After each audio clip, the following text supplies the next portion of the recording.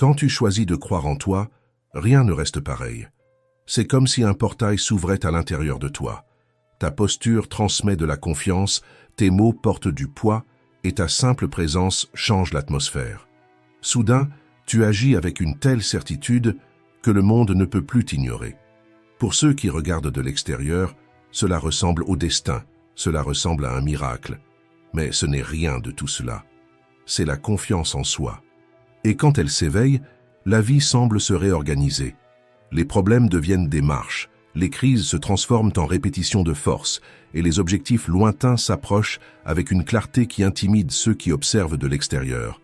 Alors, ils se demandent, d'où vient cette force ? Comment quelqu'un qui, hier encore, paraissait si perdu, agit maintenant comme s'il était inarrêtable ? La réponse est simple, cette force a toujours été en toi, attendant que tu y crois. Les stoïciens le savaient déjà. Un esprit entraîné ne s'effondre pas dans le chaos, il grandit au milieu de celui-ci. Parce que la confiance n'est ni un cadeau, ni un hasard. C'est un entraînement, c'est de la discipline, c'est le choix quotidien d'être plus grand que tes peurs. Et c'est exactement ce que tu vas apprendre ici, faire taire l'insécurité et vivre avec la certitude que tu en es capable. Avant de commencer, je te demande seulement 2 choses. Aime la vidéo et abonne-toi à la chaîne pour que ce message éveille aussi la force de ceux qui ont encore besoin de l'entendre. Maintenant, oui, passons au premier pas. Leçon 1. Le secret stoïcien pour transformer la peur en confiance réelle. Le manque de confiance ne commence presque jamais grand. Parfois, c'est une critique qui résonne trop fort, une erreur que vous n'avez pas réussi à oublier, ou une comparaison injuste qui est restée gravée. Peu à peu, ces fragments deviennent un mur invisible, et vous finissez par croire que vous n'êtes pas capable. Et quand cela arrive, l'esprit commence à déformer l'avenir. Vous regardez devant vous et vous ne voyez rien de nouveau. Vous n'arrivez pas à voir de possibilités. Vous ne trouvez pas de chemin. Tout semble déjà décidé, que vous allez continuer à rester prisonnier des mêmes erreurs, à répéter les mêmes défaites, à porter la même sensation d'impuissance. C'est le plus grand poison du manque de confiance. Il ne vole pas seulement votre force dans le présent, mais il bloque aussi votre capacité d'imaginer un avenir différent. Mais la racine du problème ne se trouve pas dans ce qui s'est passé, mais bien dans l'endroit où vous mettez votre attention.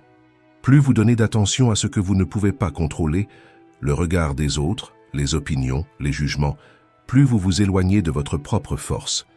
Les stoïciens le savaient déjà. Épictète disait « Ce ne sont pas les choses qui nous affectent, mais l'opinion que nous avons d'elles. Ce qui vous affaiblit réellement, ce n'est pas l'échec en soi, mais la narration que vous répétez à son sujet. Et c'est là que se trouve la clé. Même si personne ne vous donne de confiance, vous pouvez la créer. Elle ne dépend pas des applaudissements, ni de l'approbation, mais d'actions sous votre contrôle. Vous pouvez commencer simplement, étudier plus que les autres, vous entraîner au-delà de ce qui est attendu, consacrer plus d'heures à quelque chose qui va vous renforcer. De petits choix, faits avec constance, qui se transforment en votre première victoire réelle. Et cette victoire change tout. Parce que la confiance ne naît pas d'un miracle, elle naît de preuves concrètes que vous vous donnez à vous-même. Un résultat, si petit qu'il puisse paraître, génère un élan puissant. Cet élan crée du mouvement, crée de l'énergie, crée une nouvelle histoire. Et quand vous maintenez ce cycle, victoire après victoire, vous devenez inébranlable. Souvenez-vous de ceci, vous n'avez pas besoin de 100 victoires pour commencer. Vous avez besoin d'une seule. Une victoire suffit déjà pour allumer la flamme de la confiance. Et le secret est de protéger ce feu, de l'alimenter chaque jour, car c'est de là que naît la force qui transforme votre vie. Laissez dans les commentaires un emoji de flamme, comme un symbole du feu de la confiance que vous avez décidé d'alimenter à partir d'aujourd'hui. Leçon 2. Entraîne ta compétence et ton mérite. La confiance en soi repose sur 2 piliers fondamentaux, se sentir compétent et se sentir digne. Tu crois en toi quand tu peux affirmer « je sais faire cela » et aussi quand tu ressens « j'ai fait suffisamment d'efforts pour mériter ce résultat ». Mais ce qui détruit ces piliers, ce n'est pas seulement une erreur, c'est l'interprétation que tu lui donnes. Imagine, tu salues quelqu'un dans la rue, la personne ne répond pas et en quelques secondes, ton esprit s'emballe. Qu'est-ce qui ne va pas chez moi? Est-ce que je n'ai pas de valeur? Le problème, Ce n'était pas la scène, c'était l'histoire que tu t'es racontée à son sujet. La même chose arrive dans des situations plus importantes, comme une présentation au travail. Tu bloques, tu oublies quelque chose, tu as l'impression de ne pas avoir bien fait. Au lieu d'analyser avec clarté, je ne me suis pas assez préparé, ce sujet ne m'inspire pas, ou aujourd'hui je n'étais simplement pas à mon meilleur niveau, tu généralises, je n'ai pas de courage, je ne suis pas capable, je ne suis pas fait pour ça. Et quand cette conclusion est répétée au fil du temps, elle cesse d'être une simple pensée et commence à se transformer en ton identité. C'est comme si tu construisais le puzzle de ta confiance en toi uniquement avec les mauvaises pièces. Chaque rejet, chaque critique, chaque erreur mal interprétée devient une pièce ajoutée. Et, après des années à répéter ce schéma, le portrait qui apparaît devant toi est une image déformée, incomplète, faite seulement d'échecs. La science confirme ce processus. Le professeur Jerome Kagan de Harvard a montré que tous les enfants naissent naturellement extravertis. C'est à travers des expériences douloureuses, des rejets et des interprétations erronées que l'insécurité s'installe. Le cerveau, pour te protéger, enregistre ses souvenirs et crée un mécanisme automatique, des pensées de peur. Ça va mal tourner, tu vas échouer, mieux vaut ne même pas essayer. Non pas parce que tu es incapable, mais parce que ton esprit a appris à associer action et danger. C'est comme être enfermé dans une cellule sans barreaux. Rien ne t'empêche de sortir, sauf la peur que tu as toi-même appris à obéir. Les stoïciens avaient déjà averti de cela. Marc Aurèle écrivait « Si tu es affligé par quelque chose d'extérieur, la douleur ne vient pas de la chose en elle-même, mais du jugement que tu portes sur elle, et tu as le pouvoir de le révoquer à tout moment. La confiance en soi ne se perd pas dans les faits, mais dans les conclusions que tu en tires. C'est l'une des plus grandes clés du stoïcisme, le pouvoir du jugement. C'est lui qui définit si une expérience sera une prison ou un apprentissage. Le même événement peut être interprété comme un échec humiliant ou comme une leçon précieuse. Et la différence ne réside pas dans ce qui s'est passé, mais dans le filtre que tu as utilisé pour regarder. Si ton esprit est un labyrinthe où tous les panneaux indiquent l'échec, tu peux avoir la sortie juste devant tes yeux, et pourtant ne pas la voir. Quand tu te trompes et que tu dis « je ne suis pas fait pour ça », le jugement t'emprisonne. Mais quand tu dis « c'était difficile, mais je peux m'améliorer », le jugement te libère. C'est le même événement, seulement raconté différemment, et c'est exactement là que tu dois agir. N'accepte plus la narration qui te diminue, décide de reconstruire ta confiance sur la vérité. Les erreurs ne sont pas des preuves d'incapacité, ce sont des marches d'apprentissage. La compétence se conquiert avec l'entraînement. Le mérite se conquiert avec l'effort. Et les deux sont totalement sous ton contrôle. Écris dans les commentaires « Aujourd'hui, je choisis d'être digne ». Parce qu'à chaque fois que tu changes ton jugement, tu récupères un morceau de ta force. Leçon 3. Créer de nouvelles croyances. Parfois, le plus grand ennemi n'est pas à l'extérieur, mais à l'intérieur de votre propre esprit. C'est cette voix qui apparaît au moment où vous vous trompez, où vous êtes rejeté ou lorsque vous échouez dans quelque chose d'important, et qui murmure « Tu n'es pas assez bon. Tu n'y arriveras jamais. » Cette voix semble convaincante, mais ce n'est pas la réalité. Ce n'est qu'un reflet déformé, un mensonge répété si souvent qu'il finit par sonner vrai. Pensez-y comme à une alarme trop sensible. Elle se déclenche même lorsqu'il n'y a aucun danger. Vous vous trompez une fois et l'esprit déclenche l'alarme. Ne réessayez pas. Vous êtes rejeté et l'alarme sonne. Mieux vaut ne plus s'exposer. L'intention est de protéger, mais l'effet est de vous emprisonner. Votre cerveau ne cherche pas à vous rendre heureux, il cherche à vous maintenir en sécurité. Et lorsqu'il associe la douleur à une action, il crée un mécanisme de défense appelé croyance limitante.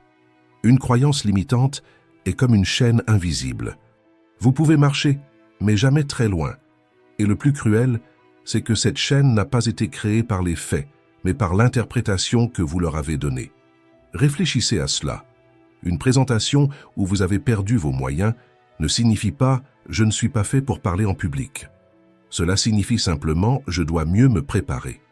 Une relation qui s'est terminée ne signifie pas « personne ne m'aimera ». Cela signifie « cette expérience m'a montré ce que je dois apprendre pour aimer de manière plus mature ». La douleur n'est pas dans l'événement, mais dans l'étiquette que vous lui collez. Voilà la clé. Les stoïciens le savaient. Marc Aurèle rappelait « Notre vie est ce que nos pensées en font ».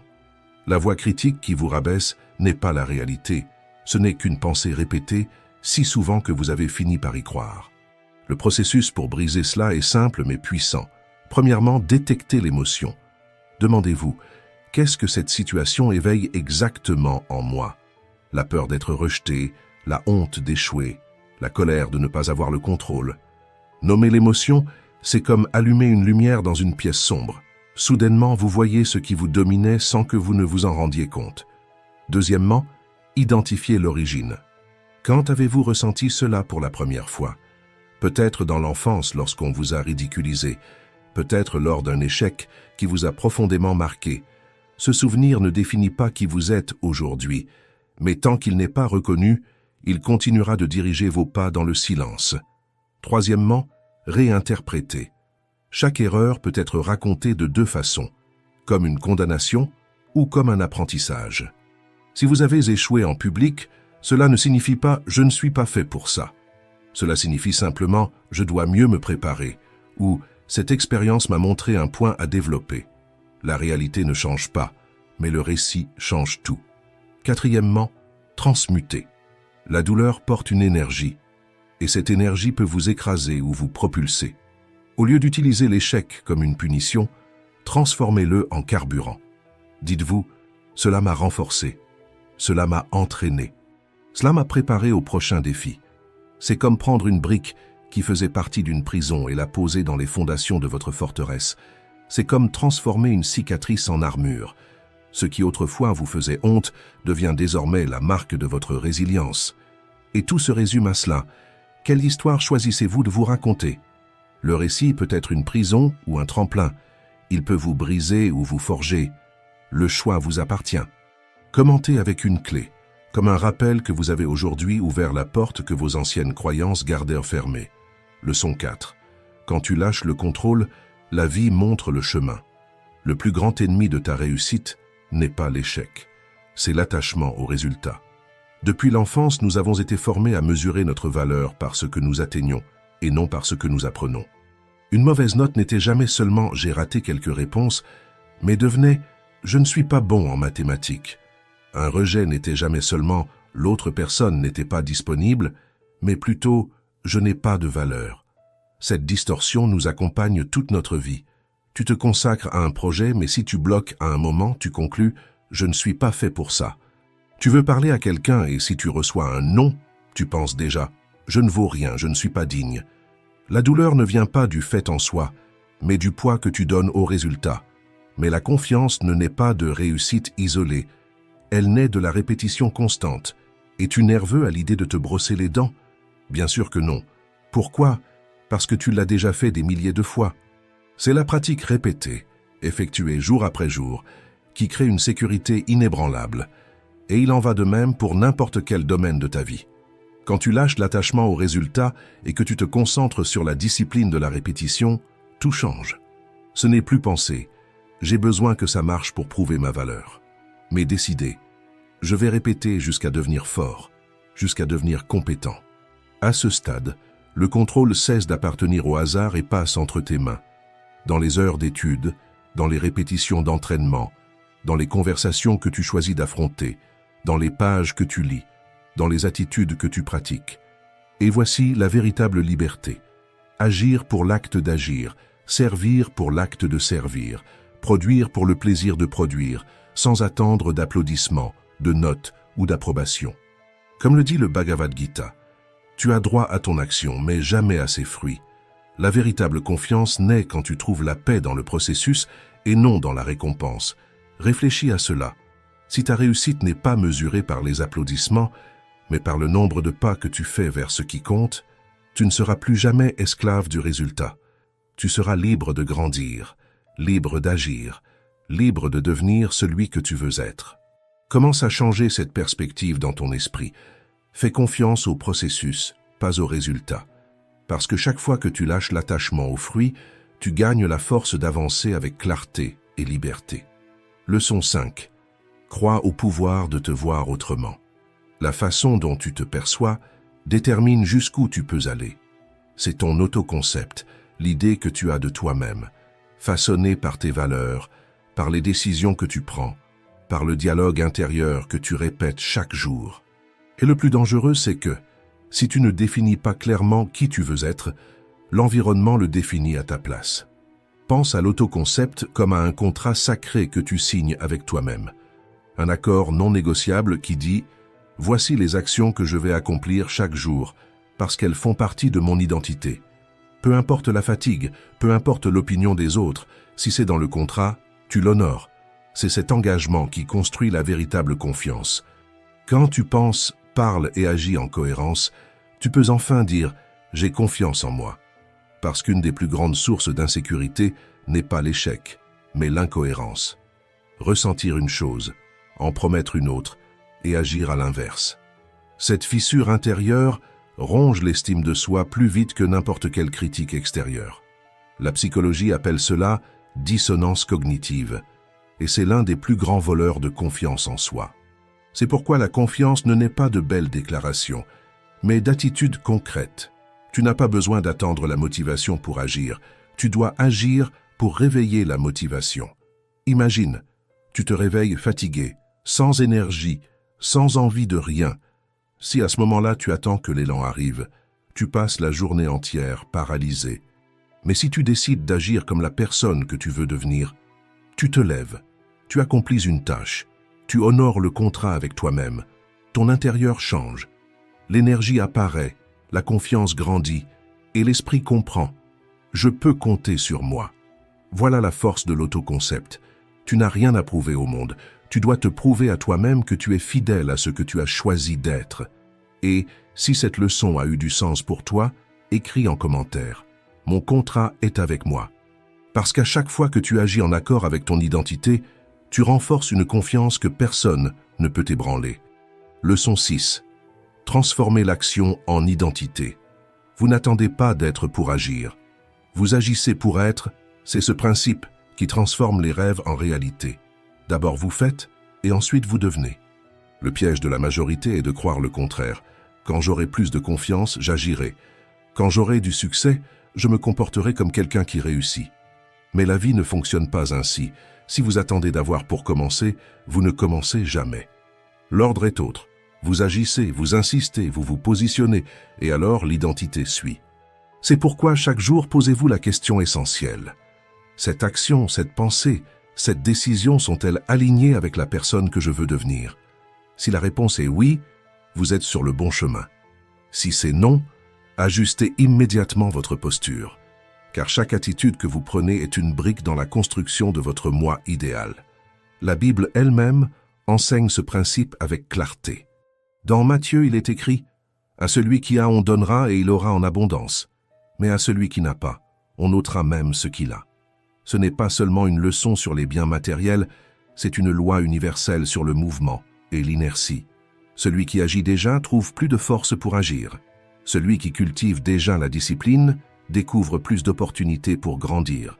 Celui qui se met en mouvement attire plus de mouvement. À l'inverse, celui qui se cache, celui qui reste prisonnier de la peur, celui qui attend la condition parfaite pour commencer, celui-là perd même le peu qu'il avait, car l'inertie ronge tout. C'est comme un muscle. Si vous l'utilisez, il se renforce. Si vous le laissez immobile, il s'affaiblit.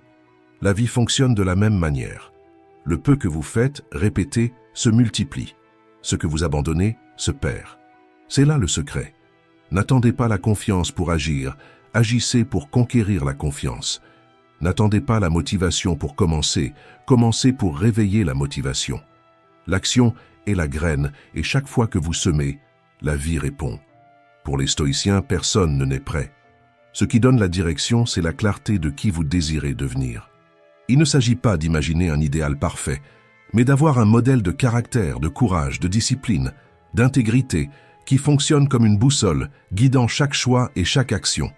C'est pourquoi l'identité ne précède pas l'action, elle naît d'elle. Vous agissez comme la personne que vous désirez être et pas à pas, vous commencez à devenir cette personne. Parce qu'au final, ce n'est pas l'attente qui transforme, c'est la pratique. L'avenir que vous rêvez ne commence pas demain. Il a déjà commencé dans la manière dont vous agissez aujourd'hui. Leçon 7. Entraîne ton esprit à ne plus jamais perdre ta concentration. Combien de fois as-tu promis de changer, de t'entraîner, d'étudier, d'arrêter de remettre à plus tard, et quelques jours après tu as abandonné? C'est l'une des pires douleurs. Réaliser que tu ne peux pas faire confiance à ta propre parole. Chaque fois que cela arrive, ton esprit enregistre « ce que je promets, je ne le tiens pas ». Et quand ce message se répète, la confiance en soi s'effondre. La discipline est le chemin du retour. Pense-la comme un compte bancaire de confiance. Chaque engagement respecté est un dépôt. Chaque excuse est un retrait. Avec un solde faible, tu hésites, tu te sabotes, tu doutes de toi. Avec un solde élevé, tu avances avec assurance, parce que tu as des preuves, pas seulement du désir. Un fleuve ne traverse pas la roche parce qu'il est fort, mais parce qu'il ne cesse de couler. La discipline est ce flux. De petites actions répétées chaque jour ouvrent un passage là où tout semblait impossible. Ce n'est pas un spectacle, c'est la constance. Ce n'est pas la chance, c'est la direction. Pour les stoïciens, cela portait un nom, la maîtrise de soi. Le respect de soi ne naît pas de phrases motivantes, mais du fait d'agir conformément à ce qui est juste, surtout quand il serait plus facile de céder. La confiance que tu cherches n'est pas la cause de la discipline, elle en est la conséquence. Quand tu tiens ce que tu as décidé, l'esprit apprend « je peux compter sur moi ».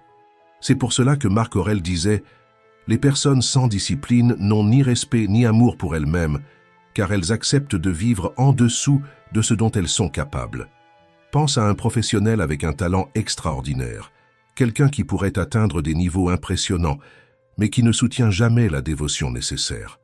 Il commence un projet plein d'énergie, mais abandonne à la première difficulté.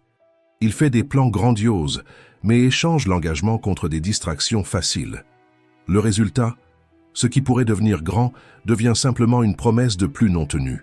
C'est comme vivre de retrait sans jamais faire de dépôt. Tôt ou tard, le solde tombe à zéro et avec lui la confiance en soi. Et le plus cruel, c'est que ce n'est pas le monde qui le limite, c'est lui-même. Le manque de discipline vole non seulement des conquêtes extérieures, mais aussi le respect intérieur, la certitude qu'il aurait pu être davantage. C'est ainsi que s'installe le mépris de soi silencieux, non pas parce qu'il manque de dons, mais parce qu'il manque de constance. Sans discipline, tu te sabotes et tu te diminues, mais chaque fois que tu maintiens l'engagement, même en silence, tu fais un dépôt dans la banque de ta confiance. Peu à peu, le solde grandit, et avec lui grandit la certitude que tu es capable de soutenir n'importe quel objectif. La discipline n'est pas une punition, c'est le plus grand acte de respect envers la personne que tu as décidé de devenir. Et plus tu honores ce respect, moins le monde parvient à t'intimider, parce qu'au fond de toi, tu es déjà inébranlable. À la fin, ce n'est pas la confiance qui crée la discipline, c'est la discipline qui crée la confiance. Leçon 8. Travaille sur toi-même et dépasse la moyenne. La faiblesse la plus dangereuse n'est pas celle que tu affrontes de l'extérieur, mais celle que tu nourris à l'intérieur. L'accommodement. Elle ne crie pas, elle n'effraie pas, mais elle vole ta force en silence, jour après jour, jusqu'à ce que tu te réveilles en réalisant que tu n'as pas vécu la moitié de ce que tu aurais pu. La médiocrité est sournoise, elle se déguise en routine, en confort, en excuses apparemment innocentes. Tu ne remarques pas quand elle commence, mais soudain tu es enfermé dans le même cycle qu'avant, à répéter des journées identiques et à te convaincre que c'est normal. C'est comme un lac immobile. À première vue, calme, mais en dessous, il accumule de la vase et perd la vie. Plus le temps passe sans mouvement, plus il est difficile de voir au-delà de la surface. Et peut-être que tu as déjà ressenti ce poids. L'inconfort de savoir que tu pourrais être davantage, mais de rester coincé au même endroit. Chaque fois que tu acceptes de vivre en dessous de ton potentiel, tu renforces cette prison invisible. Pense à l'oiseau qui est né dans une cage. Il n'a jamais connu d'autre horizon que les barreaux. Et lorsque la porte s'ouvre enfin, il hésite à s'envoler. Non pas parce qu'il ne le peut pas, mais parce que son esprit s'est habitué à la limite. C'est ainsi que beaucoup vivent, prisonniers de schémas étroits qui n'existent que parce qu'ils n'ont jamais osé agir avec confiance en eux. Les stoïciens rappelaient que l'excellence n'est pas un don, mais une pratique. Il ne s'agit pas d'attendre que le monde te pousse à changer, mais de prendre la décision radicale de ne plus accepter de vivre en pilote automatique. C'est pourquoi, si tu sens que la médiocrité t'entoure, pose-toi la question directe. Dans quelle partie de ma vie me suis-je accommodé? Peut-être au travail, en livrant juste assez pour ne pas être critiqué. Peut-être dans la santé, en repoussant des changements que tu sais déjà devoir entreprendre. Peut-être dans l'état d'esprit, en répétant de vieilles pensées qui ne t'amènent nulle part. La sortie ne réside pas dans l'attente d'une grande inspiration, mais dans l'action immédiate. De petits choix peuvent briser le cycle. 5 minutes d'exercice quand ton esprit réclame du repos. Accomplir cette tâche que tu repousses depuis des mois, prendre une décision à laquelle tu sais déjà que tu ne peux plus échapper. La médiocrité ne survit que là où il y a du conformisme. Et la confiance ne naît pas du confort, elle naît du mouvement. Le moment de rompre avec le commun n'est pas demain, c'est maintenant. Écris dans les commentaires, aujourd'hui, je dépasse la moyenne. Parce que vivre dans la faiblesse, c'est choisir de rester petit. Mais agir même par des pas simples, c'est choisir de sortir de la cage, de traverser le lac immobile et de retrouver la confiance de celui qui a décidé de ne plus jamais se contenter de moins que ce qu'il peut être. Leçon 9. N'enterre plus la grandeur que tu es né pour vivre. Ta plus grande faiblesse n'est pas la peur d'échouer, c'est de continuer à cacher la force que tu possèdes déjà. Combien de fois as-tu retenu une idée, renoncé à parler, renoncé à agir, parce que tu croyais que tu n'en étais pas capable? Ce silence constant rétrécit ta vie, et avec lui, ta confiance. Mais comprends ceci, en toi existe déjà tout ce dont tu as besoin pour commencer. Le problème, c'est que tu t'es habitué à ne regarder que tes échecs, et tu as oublié de regarder les ressources que tu portes. C'est comme quelqu'un assis sur un coffre rempli d'outils, se plaignant de ne rien avoir pour construire. Ton potentiel n'apparaît pas soudainement, il est libéré lorsque tu agis. Chaque fois que tu affrontes un défi, lorsque tu avances même avec la peur, tu réveilles quelque chose qui dormait. C'est ainsi que naît la confiance. Non pas en attendant la sécurité, mais en agissant et en te prouvant à toi-même que tu en es capable. Les stoïciens le savaient. Ils ne se définissaient pas par les fonctions qu'ils occupaient, mais par le courage de rester fidèles à leurs propres vertus face aux difficultés. Leur confiance n'était pas un héritage, c'était un entraînement.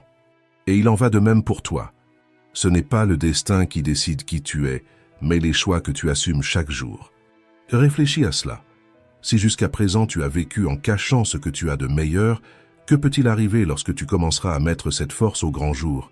Imagine la vie que tu peux construire quand tu cesseras de demander la permission et commenceras à agir avec autorité sur toi-même. Peu importe combien de temps tu as passé à douter, il suffit d'une décision ferme pour changer la direction. Ce qui semblait faiblesse peut devenir puissance. Ce qui semblait limite peut se transformer en point de départ. La véritable confiance en soi ne consiste pas à attendre que le monde croie en toi. Elle consiste à être la preuve vivante de ta propre force. Et si ce message a résonné en toi, écris dans les commentaires « Aujourd'hui, je libère mon véritable potentiel ». Parce que la pire prison est de se rétrécir devant la vie, c'est de se contenter de miettes, alors qu'en toi existe un univers entier de possibilités. Et la vraie liberté, c'est de lever la tête, d'agir comme quelqu'un qui est déjà né grand, et de te prouver à toi-même que rien ne peut te limiter. Si cette vidéo t'a aidé à voir la vie sous un nouvel angle, laisse un j'aime, partage-la et abonne-toi à la chaîne. Et n'oublie jamais, le temps ne revient pas, mais la manière dont tu l'utilises peut transformer complètement ta vie. Merci d'avoir regardé. Le miroir ne ment jamais. Chaque matin, il révèle bien plus que ton visage. Il montre la discipline que tu as construite ou l'abandon que tu as laissé entrer. Il met à nu tes habitudes, tes schémas et la façon dont tu choisis de te traiter lorsque personne ne te regarde. Si le reflet qui apparaît est négligence, apathie ou improvisation, comprends-le.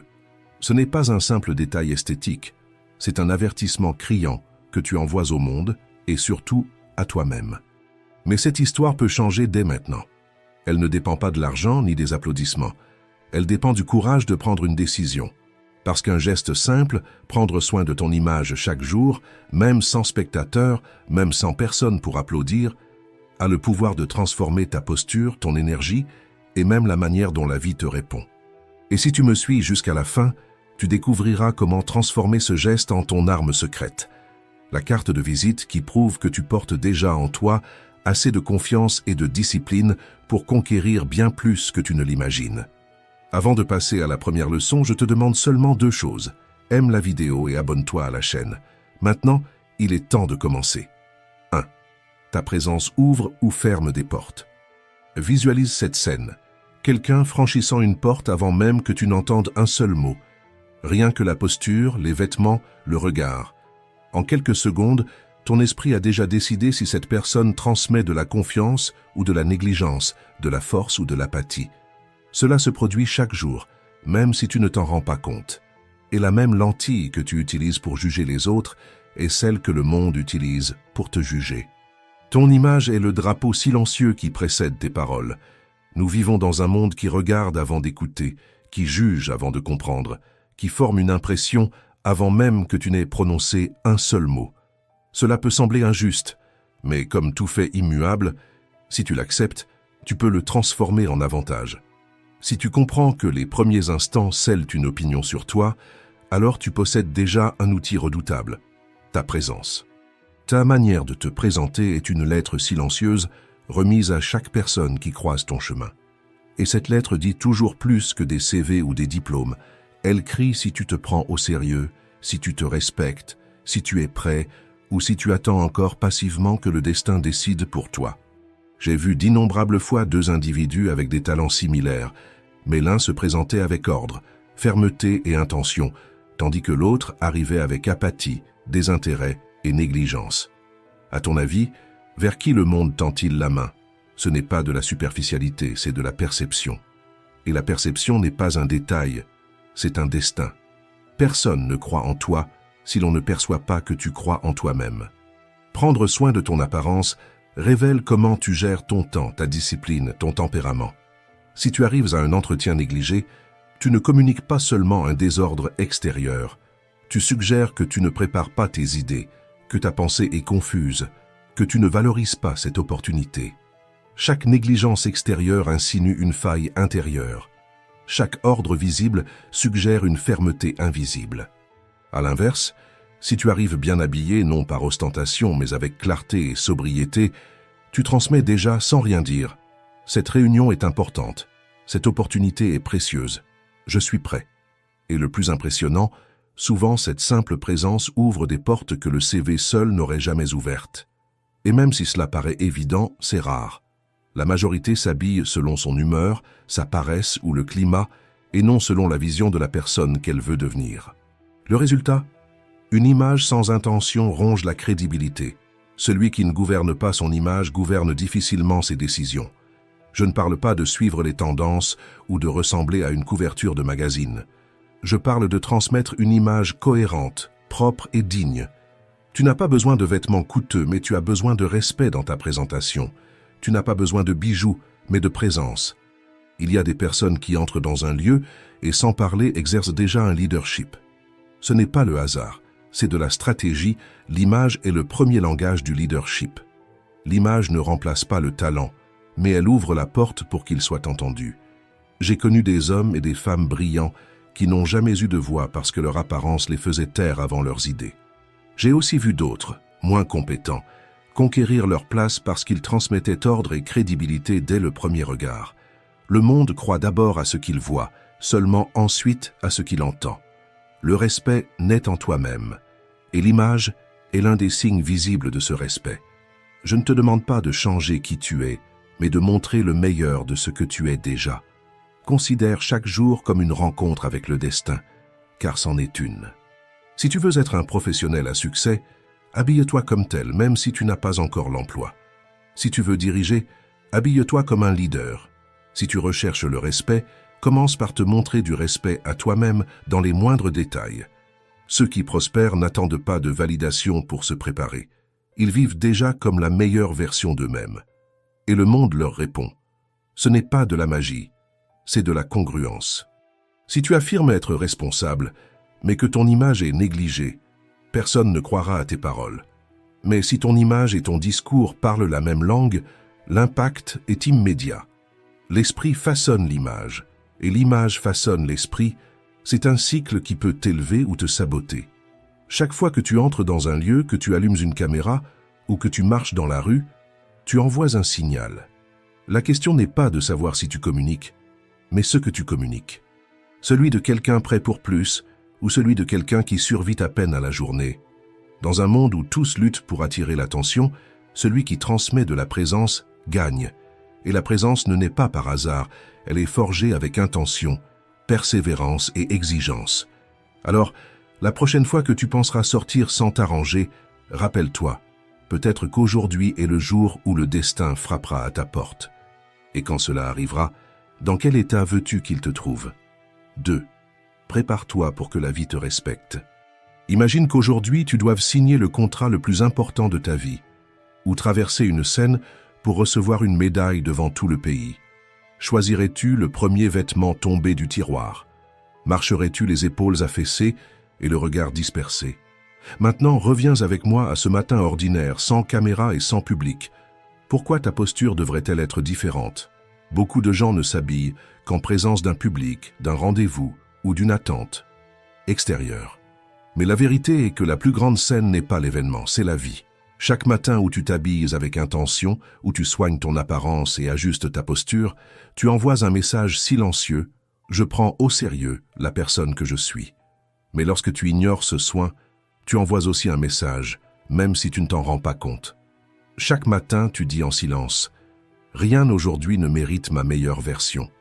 Et le monde, qui ne fait rien d'autre que répondre à ce que tu transmets, finit par te traiter avec le même mépris que celui avec lequel tu te traites. Pas par cruauté, mais parce que nous projetons à l'extérieur ce que nous acceptons à l'intérieur. S'habiller n'est pas de la vanité, c'est de la discipline. C'est se dire à soi-même qu'on n'affrontera pas la journée n'importe comment, mais préparé. Celui qui se présente avec négligence apprend au monde à le traiter comme secondaire. Celui qui se présente avec ordre enseigne le respect avant même d'ouvrir la bouche. La manière dont tu te présentes quand personne ne te regarde est la répétition du respect que tu recevras quand tous te regarderont. Ton organisation extérieure n'est pas un détail, c'est le reflet de ta clarté intérieure. Quand tu enfiles un vêtement propre, que tu redresses les épaules et que tu regardes devant toi, quelque chose change. L'esprit suit le corps. Tu te sens plus préparé, plus digne, plus présent. Il ne s'agit pas de plaire aux autres, il s'agit de t'aligner avec toi-même. Le vêtement peut couvrir le corps, mais c'est la posture qui révèle l'âme.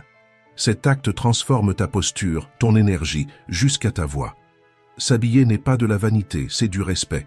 C'est proclamer « ce jour compte, je compte. Aucun moment ne mérite moins que ma meilleure version ». Avec le temps, cette habitude cesse d'être superficielle et devient le fondement de l'ordre personnel. Tu ne peux pas gouverner ta vie si tu ne gouvernes pas ta présentation. Tu ne peux pas exiger du respect si tu n'es pas capable de le démontrer visiblement.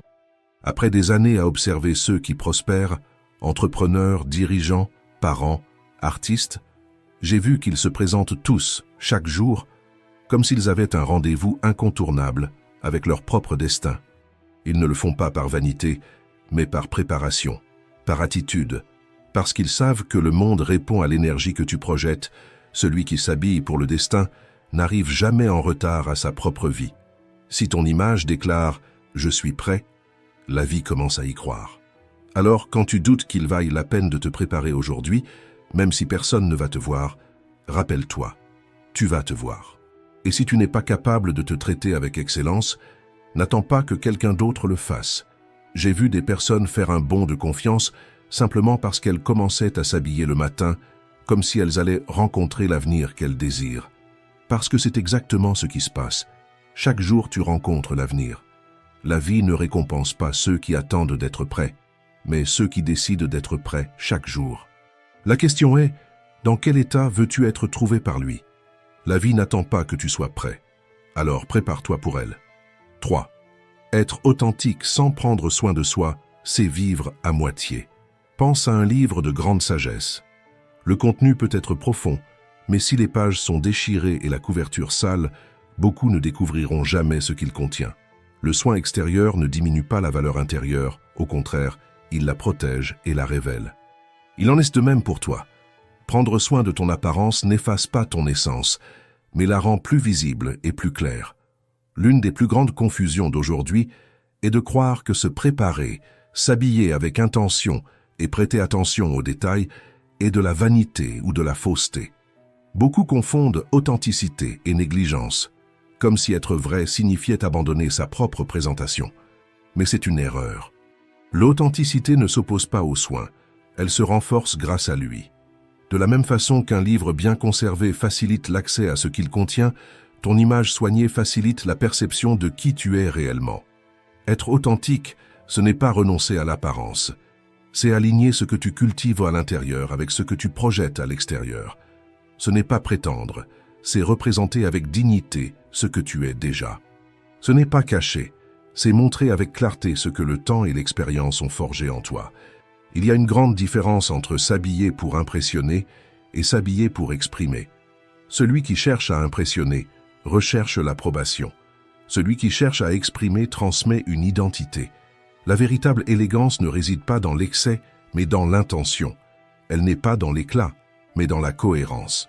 Tu n'as pas besoin de suivre des tendances qui ne te correspondent pas. Tu dois seulement découvrir quel style traduit tes valeurs, ton histoire et tes aspirations. De la même manière que tu choisis tes mots, choisis aussi tes vêtements avec un but. Ta présence communique, que tu le veuilles ou non. L'authenticité n'est pas le laisser-aller. Il est possible d'être authentique en portant un vêtement simple, soigné, qui transmet du respect. L'erreur est de confondre la commodité avec la vérité, alors que souvent ce n'est qu'une résignation déguisée en authenticité. Le masque n'est pas dans l'habit, il est dans l'intention. Quelqu'un peut porter un costume élégant et être profondément vrai, tandis qu'un autre se cache derrière le « je suis comme ça » seulement pour éviter d'évoluer. J'ai vu des personnes avec des vêtements modestes, mais cohérents qu'on ne pouvait pas ignorer. Et j'en ai vu d'autres, avec un luxe apparent, mais sans réelle présence, parce qu'il leur manquait une connexion intérieure. De la même manière qu'un livre peut avoir une couverture dorée et être vide à l'intérieur, l'image sans authenticité est superficielle. Mais aussi, de la même façon qu'un livre peut contenir un savoir brillant qui ne sera jamais lu s'il est négligé, l'authenticité sans soin est incomplète. L'idéal est d'unir les deux, l'essence et l'expression. Demande-toi, mon image parle-t-elle la même langue que mon intérieur? Si la réponse est non, ajuste. Pas pour plaire aux autres, mais pour être fidèle à toi-même. Une authenticité bien présentée n'a pas besoin de crier. Elle s'impose en silence, comme un livre précieux mis en évidence. Ta présence parle pour toi avant même ta voix. 4. Le pouvoir secret de prendre soin de soi chaque jour. Imagine un guerrier entrant en bataille avec une armure rouillée ou un architecte essayant de construire sur des fondations fragiles. La fin est prévisible. L'effondrement. C'est exactement ce qui arrive quand tu essaies de soutenir de grands rêves sans prendre soin de la base qui les maintient debout, toi-même.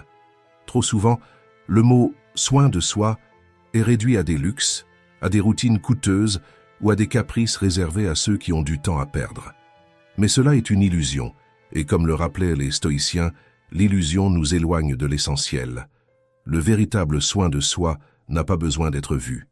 Il ne demande ni photo ni like. Il est silencieux, constant et délibéré. C'est une fondation, pas un ornement.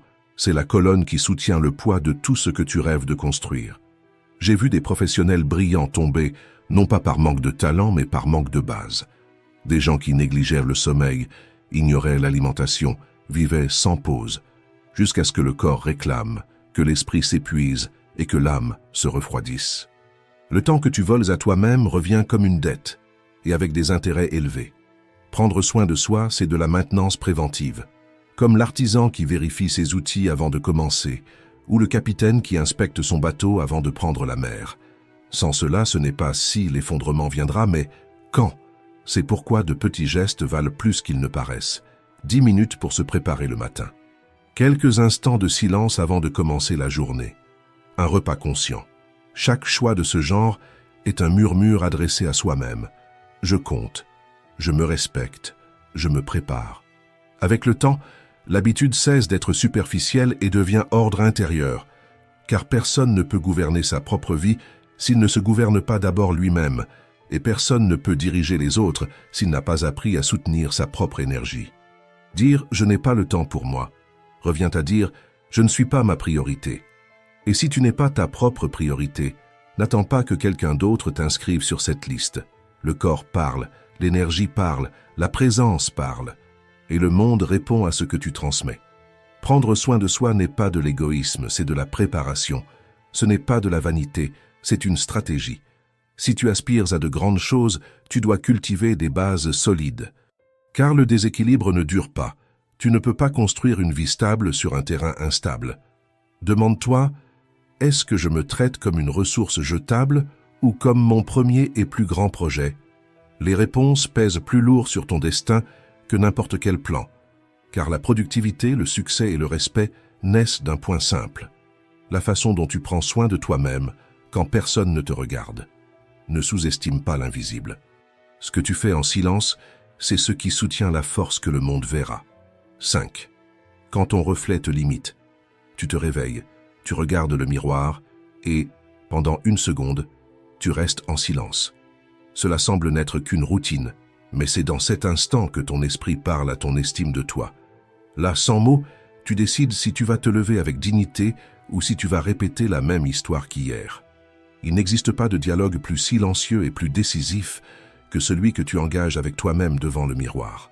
Ce moment, qui paraît passager, est un conseil privé où ton esprit négocie avec ton estime et réaffirme l'histoire que tu t'es racontée. Le danger, c'est lorsque le miroir ne reflète pas seulement ton visage, mais aussi toutes les renonciations accumulées. Avec le temps, si rien ne change, tu commences à croire que cette image fatiguée et sans intention est ta véritable nature. Mais ce n'est pas le manque de capacité qui te limite, c'est l'habitude de te voir incomplet. Chaque matin où tu négliges ta propre présence, tu envoies à ton esprit un message fatal. C'est suffisant, il n'y a plus de raison d'essayer. Voilà la graine de la stagnation. Beaucoup disent ne pas aimer ce qu'ils voient, le corps, l'âge, les vêtements, la peau. Et ils évitent le miroir, comme si cela effaçait la douleur. Mais fuir le reflet ne guérit rien. Au contraire, chaque fois que tu évites le miroir, tu confirmes l'idée que tu n'es pas digne de ta propre attention. Et répété assez souvent, cela cesse d'être une simple sensation et devient une identité. La sortie commence la même, dans le reflet. Ce n'est pas de perfection dont tu as besoin, mais de décision. La décision de ne pas te laisser tomber. La décision d'apparaître même dans les mauvais jours. La décision d'utiliser ton image comme instrument de reconstruction, et non comme excuse pour te diminuer. Celui qui gouverne devant le miroir, gouverne devant la vie. Nous traversons tous des jours difficiles, des moments où nous ne nous reconnaissons plus. Mais c'est justement dans ces jours-là que nous avons le plus besoin de ce rituel qui dit « Je gouverne encore sur moi ». Se préparer, même dans le chaos, ne nie pas la douleur, mais affirme « Malgré ce que je ressens, je choisis l'ordre, je choisis la dignité, je choisis la présence ». J'ai vu des personnes recommencer par le plus basique, se lever tôt, faire leur lit, prendre une douche en paix, s'habiller avec intention même sans personne qui les attend. Cette constance, répétée en silence, leur a rendu la vie. Le miroir n'exige pas la perfection, il exige la présence. Personne ne viendra te sauver de l'apathie. Personne ne peut prendre à ta place la bataille devant le miroir. La manière la plus puissante de vaincre est d'apparaître chaque jour avec la décision de ne pas te trahir. Ne laisse pas le reflet imposer une sentence. Utilise-le comme un rappel de qui tu es en train de devenir. Même si aujourd'hui tu ne vois pas ce que tu désires, tu peux encore choisir comment tu te présentes. Ton image peut être le témoignage de ta discipline, la preuve de ta détermination, le fruit de ton amour-propre. Et si tu persévères, viendra le moment où tu te regarderas et tu verras non seulement de la chair et des os, mais un processus, l'histoire de quelqu'un qui a refusé d'abandonner. Ce jour-là, le reflet cessera d'être une limite et deviendra un combustible. Ne t'habille pas en fonction de ce que tu ressens aujourd'hui. Habille-toi en fonction de qui tu veux être demain. Ne transforme pas le miroir en juge, transforme-le en allié. Demande-toi, est-ce que cela représente le meilleur de ce que je peux être aujourd'hui? Si la réponse est non, ajuste. Pas pour faire semblant, mais pour reprendre le contrôle. Parce que lorsque le reflet cesse d'être une excuse et devient un rappel, tout commence à changer. 6. L'énergie que tu attires commence par la manière dont tu te présentes.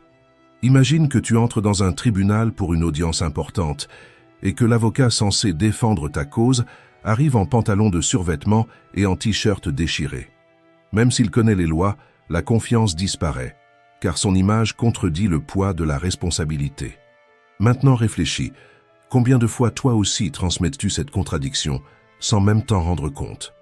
L'une des compréhensions les plus solides que j'ai apprises, c'est qu'il ne suffit pas d'avoir des objectifs clairs. Il faut devenir le type de personne qui accepterait ces objectifs sans hésitation. La vie ne te donne pas ce que tu désires, mais ce que tu es déjà visiblement capable de recevoir. Et l'un des reflets les plus immédiats que tu projettes au monde, c'est la manière dont tu t'habilles. Bien s'habiller n'est pas une question de mode, de marque ou d'étiquette coûteuse. C'est une stratégie. C'est déclarer, sans prononcer un mot, « je sais où je vais ». La psychologie appelle cela la cognition incarnée. Ce que tu portes façonne ta pensée, ton comportement et tes décisions. Si tu portes des vêtements que tu associes au professionnalisme, ta voix change, ta posture se redresse, ton attention s'intensifie. Ce n'est pas de la magie, c'est un entraînement quotidien. Beaucoup attendent de se sentir bien pour bien s'habiller. Mais l'ordre est inverse. Bien s'habiller peut être l'étincelle qui allume ta confiance. L'extérieur façonne l'intérieur, et l'intérieur gagne en force pour soutenir l'extérieur. Si tu rêves de diriger, mais que ton image transmet de la négligence, il y a un fossé. Si tu proclames la responsabilité, mais que tes vêtements crient inattention, ton message devient flou. Tu n'as pas besoin de faire semblant, mais d'aligner, t'habiller comme la personne que tu as déjà décidé de devenir. Au début de mon chemin, je n'avais pas de costume coûteux ni de montre luxueuse, mais j'avais de la clarté. Dans la mesure de mes moyens, chaque pièce que je choisissais était une extension de la vision que je voulais cultiver. Et chaque jour, je me présentais au monde, non pas comme quelqu'un qui implorait l'acceptation, mais comme quelqu'un qui répétait déjà la version qu'il voulait consolider. Il ne s'agit pas d'impressionner, mais d'exprimer. Le premier cherche l'approbation. Le second révèle la conviction. Il ne s'agit pas de renouveler toute la garde-robe, mais de choisir avec intention. Car s'habiller pour ce que tu veux attirer, c'est de l'anticipation. C'est dire à l'univers « Je suis déjà prêt », même si ce que j'attends n'est pas encore arrivé. Les opportunités ne cherchent pas les plus talentueux, elles cherchent les plus préparés. Non pas parce que l'apparence crée la réalité, mais parce qu'elle reflète ton niveau de conscience. Alors la prochaine fois que tu seras devant le miroir, ne demande pas « Qu'est-ce que j'ai envie de porter ?» Demande « Quelle version de moi je veux renforcer aujourd'hui ?» Chaque jour est une chance de te choisir. Tes vêtements, tes soins personnels et ta présence peuvent être le commencement silencieux d'une journée puissante. Rien de grandiose ne naît de l'improvisation. Et toi, même si parfois tu l'oublies, tu es en train de construire quelque chose de grandiose. 7. Les choses que le monde applaudit et celles que le monde fait semblant de ne pas voir. Pense à une torche éteinte. Elle a été faite pour illuminer, mais tant qu'elle ne reçoit pas la flamme, elle reste invisible dans l'obscurité. Ainsi va la vie. Il ne suffit pas d'avoir du potentiel, c'est l'action qui allume ta présence et fait que les autres te remarquent. Le monde ne récompense pas les intentions, il récompense les actions. Il ne répond pas aux bons souhaits, mais à la préparation réelle. Ce que tu ignores en toi, le monde l'ignorera aussi. Si tu négliges ta présence, ta discipline et ta préparation, n'attends pas que quelqu'un s'arrête pour te demander qui tu es. Nous vivons dans un environnement compétitif où chacun porte son propre fardeau. Se distinguer n'est pas un droit, c'est une responsabilité. Parmi les formes les plus discrètes mais puissantes de se distinguer, il y a le soin de sa propre image. S'apprêter chaque jour peut sembler un détail, mais c'est de la discipline, c'est une intention, c'est une vision. Sans dire un mot, ta présence communique déjà. Je me prends au sérieux, ce jour compte. Je l'ai déjà vu dans des conférences et des négociations. Ce n'étaient pas toujours les plus brillants qui attirèrent l'attention, mais les plus constants. C'étaient ceux qui arrivaient préparés, avec une posture ferme, un regard confiant. Ils n'improvisaient pas leur image. Ils n'arrivaient pas en s'excusant de l'état dans lequel ils se trouvaient. Ils savaient que les excuses ne présentent personne. Elles révèlent seulement des habitudes. Les gens ne récompensent pas les justifications. Ils récompensent les exemples.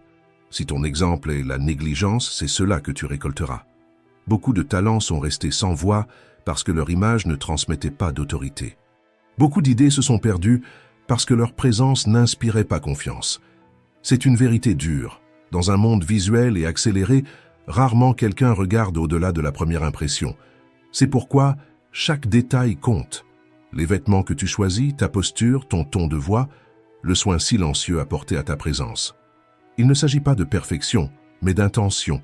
Celui qui se traite avec respect, tôt ou tard, commence à recevoir du respect. Le monde récompense la préparation silencieuse et oublie celui qui s'oublie lui-même. Non par cruauté, mais parce que les espaces sont limités et les concurrents nombreux. Si tu ne fais pas ce qu'il faut pour te distinguer, quelqu'un d'autre le fera. Ne laisse pas ton image au hasard. Comprends que chaque jour peut être le début de quelque chose de décisif. Habille-toi avec respect, même sans événement prévu. Prends soin des détails, même si personne ne les voit. Celui qui se discipline en privé sera un jour reconnu en public. À la fin, le monde répond à ce que tu montres. Ce que tu honores en toi-même, le monde l'honore aussi. Ce que tu abandonnes en toi-même, le monde l'abandonnera inévitablement. 8. La discipline commence devant le miroir. Imagine un matin ordinaire, le réveil sonne, tu te lèves en retard, tu te jettes un peu d'eau sur le visage, tu enfiles n'importe quel vêtement et tu pars en courant.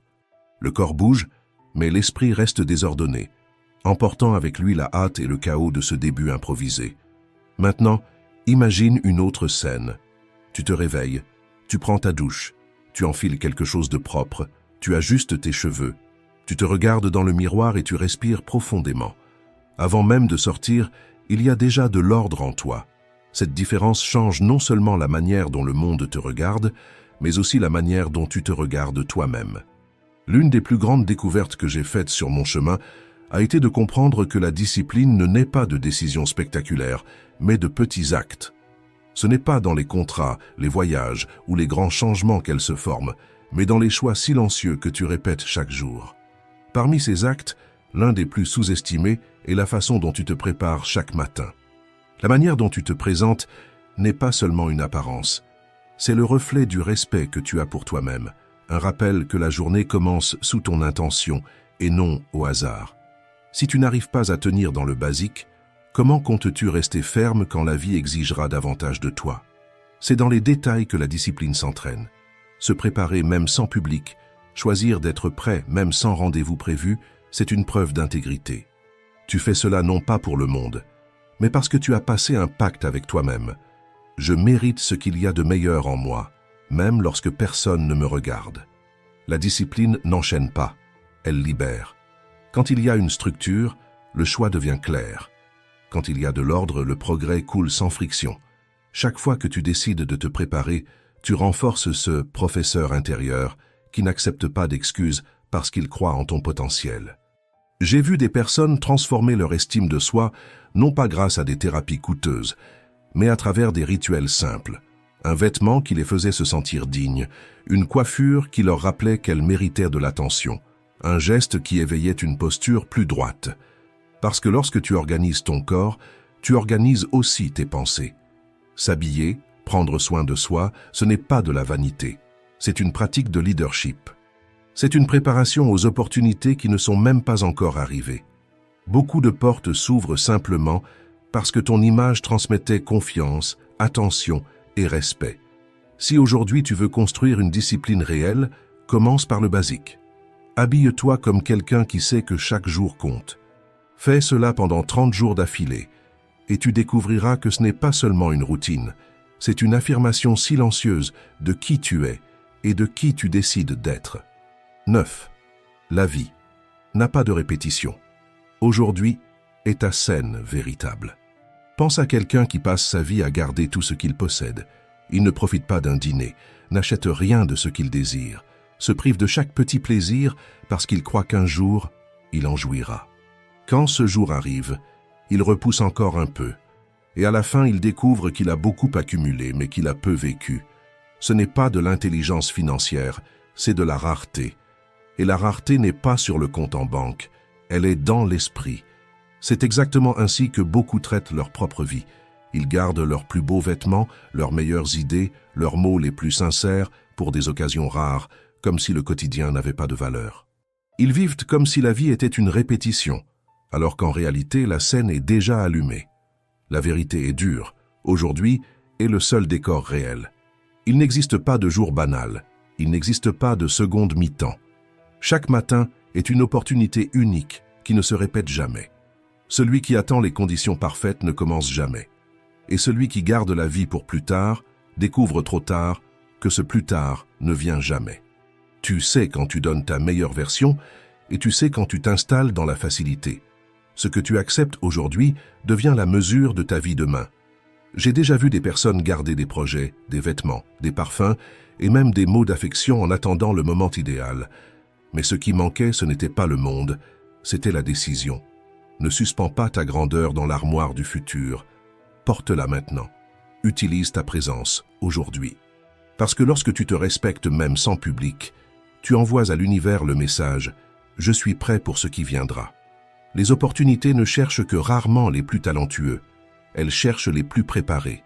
Celui qui honore l'ordinaire commence à attirer l'extraordinaire. Le caractère ne naît pas dans les grands jours, mais dans la répétition des petits jours. Le succès n'apparaît pas sur les scènes pleines, mais devant le miroir, quand tu décides de ne pas te trahir. Ton image est ta carte de visite. Ta posture est ta déclaration d'intention. Le monde ne répond pas à ce que tu promets, il répond à ce que tu montres. L'équilibre est sagesse. La rareté est gaspillage. La vie ne récompense pas celui qui garde, mais celui qui vit. Aujourd'hui n'est pas une répétition. Aujourd'hui est la scène principale et seuls ceux qui sont déjà prêts en récoltent le meilleur. Merci d'être arrivé jusqu'ici. Si cette vidéo t'a aidé à voir les choses sous un autre angle, je t'invite à t'abonner à la chaîne. Ici, nous continuons ensemble à réfléchir, à grandir et à construire une force intérieure. As-tu déjà imaginé qui tu serais si tu décidais aujourd'hui de vivre ta meilleure version? Si chaque pensée devenait une arme de clarté, si chaque attitude portait une intention, et si chaque matin apportait une raison si forte qu'elle ne te laisserait pas rester immobile? La plupart des gens ne vivent pas, ils survivent. Ils restent enfermés dans des cycles, répètent les mêmes erreurs, gaspillent leur énergie dans ce qui les affaiblit et détruisent leur propre confiance en se perdant dans des comparaisons insensées. C'est de là que naît la stagnation. Cette fatigue qui ne s'éteint jamais, cette sensation de tourner en rond, cette vie coincée dans une boucle qui semble ne jamais finir. Mais il existe une issue, et elle commence à l'intérieur. Dans la façon dont tu te perçois, dans la valeur que tu choisis de te donner, dans la discipline silencieuse que tu construis quand personne ne te regarde. Sans cette base, tout changement n'est qu'un feu de paille. Il brille, mais ne dure pas.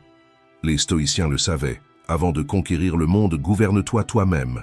C'est pourquoi, aujourd'hui, tu vas découvrir 13 règles pratiques, directes et implacables, faites pour accélérer ton progrès. Des principes qui éveillent en ta meilleure version et prouvent que tu es capable de bien plus que tu ne l'imagines. Maintenant, c'est ton tour. Écris dans les commentaires. Mon changement commence maintenant. Transforme cette phrase en engagement. Chaque fois que tu la répètes, tu reprogrammes ton subconscient et ton identité commence à se transformer. Tu cesses d'être prisonnier du passé et tu deviens l'auteur de ton avenir. Cette simple décision marque une ligne de partage des eaux. D'un côté, la vie qui t'enchaînait, de l'autre, la vie que tu choisis de construire à partir d'aujourd'hui. Respire profondément, écris avec force et n'oublie jamais. Le changement ne commence pas demain. Le changement commence maintenant et commence à l'intérieur de toi. Et avant de commencer, je te demande seulement 2 choses. Aime cette vidéo et abonne-toi à la chaîne. Ainsi, ces paroles atteindront ceux qui recherchent plus de clarté. Règle 1. Donne une cible à ton esprit et il déplacera des montagnes. Choisis un seul objectif et concentre-toi dessus intensément, presque comme si tu te faisais un lavage de cerveau toi-même. Vois cet objectif non seulement comme quelque chose que tu désires, mais comme quelque chose qui est déjà à toi. Comme l'a dit Brian Tracy, ce que tu visualises intensément et crois avec conviction arrive inévitablement. C'est cette croyance qui déplace des montagnes. Beaucoup de personnes ont des rêves, mais au fond d'elles-mêmes, elles ont déjà abandonné l'idée de les atteindre et finissent par laisser la vie les emporter. Cela arrive parce que, sans clarté, l'esprit cherche des raccourcis et renonce à la première difficulté. Mais la chance n'est pas une stratégie. Croire, oui. Tu n'as pas besoin de convaincre le monde que ton objectif est possible. Tu dois avant tout te convaincre toi-même. C'est en toi que la bataille commence. et c'est aussi là qu'elle se termine. Définis clairement ce que tu veux, écris-le quelque part où tu pourras le voir, et regarde-le chaque jour. Enregistre-le comme fond d'écran de ton téléphone, de ton ordinateur, ou place-le dans un cadre devant toi. Ces rappels quotidiens fonctionnent comme de petites ancres qui ramènent ton esprit sur le chemin lorsqu'il essaie de se disperser. Pense à cela comme à un bateau sur l'océan. Sans destination, il est emporté par le vent et par les vagues. Maintenant, s'il a un port vers lequel se diriger, chaque vague devient une partie du chemin. Quand tu as un but, tous tes choix deviennent de petites vagues qui t'emmènent vers cette destination. Comme l'a dit le philosophe Michel de Montaigne, aucun vent n'est favorable à celui qui ne sait où il va. La vérité, c'est que nous, êtres humains, sommes étonnamment doués pour obtenir ce que nous voulons, à condition d'avoir de la clarté sur ce que c'est. Beaucoup de personnes se perdent en essayant de poursuivre plusieurs objectifs en même temps et finissent par n'en atteindre aucun. C'est comme essayer d'allumer plusieurs feux en même temps avec une seule allumette. La flamme s'éteint avant d'éclairer quoi que ce soit. L'insécurité et la panique amènent les gens à se disperser et à perdre du temps. C'est pourquoi, si tu dois retenir une chose, que ce soit celle-ci, la vitesse vient de la concentration, pas de la force. Concentre-toi sur des pas cohérents vers ce que tu veux vraiment. Même petit, ces pas t'emmèneront loin. Trouve de l'inspiration dans quelque chose qui est aligné avec ton objectif. Cela te maintiendra sur le chemin. Laisse cette motivation guider tes choix. Tu possèdes déjà l'intelligence suffisante pour discerner ce qui est valable. Ne sous-estime pas ce pouvoir. En toi existe déjà la boussole qui sait séparer ce qui rapproche de ce qui éloigne. Chaque action qui s'aligne avec ton but est un carburant pour ton voyage, et plus tu crois, plus tu avances. Ton engagement envers toi-même est le plus beau cadeau que tu puisses offrir à tes rêves. Règle 2. Cherche celui qui possède l'expérience. Imagine que tu es sur une route nouvelle et inconnue, sans carte, sans GPS, ni panneau de signalisation. Maintenant, pense à quelqu'un qui a déjà parcouru ce chemin et qui t'offre un manuel pour t'orienter. Cette personne peut être un guide, un mentor ou même un exemple. En observant ses actions et en apprenant de ses stratégies, tu comprends ce qui l'a aidé à atteindre ses objectifs. En suivant ses pas, tes chances de réussite augmentent considérablement.